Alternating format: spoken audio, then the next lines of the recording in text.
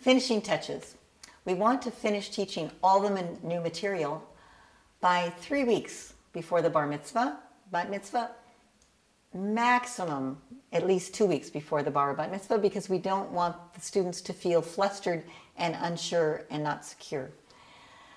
So what do we do those last weeks? First, even as I've taught the blessing before the haftarah, when the student knows it a bit better, I'll have them stand so that they get, because during the bar mitzvah or bat mitzvah, they're going to be standing. They're not going to be sitting at a desk. They stand. I even have them move away from me. I have them go where I can't see them so that they have to practice projecting their voices using the same slow pace that we've practiced from the very first lesson of slower, clear.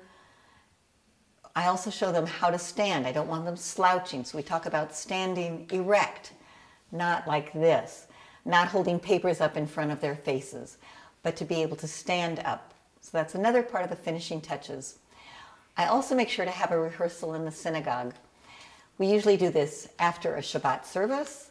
We take out the Sefer Torah from the Aron HaKodesh, and we open up to their parasha so that they can see actually the placement of their maftir in the Sefer Torah.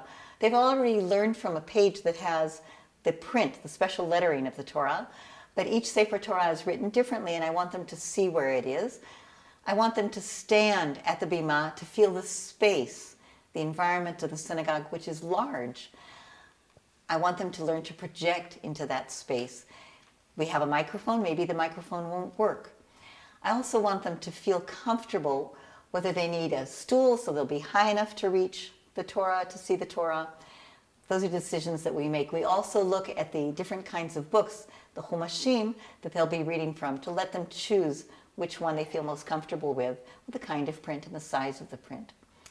The other thing that we do a couple of weeks before the bar bat mitzvah is to talk about how they define success.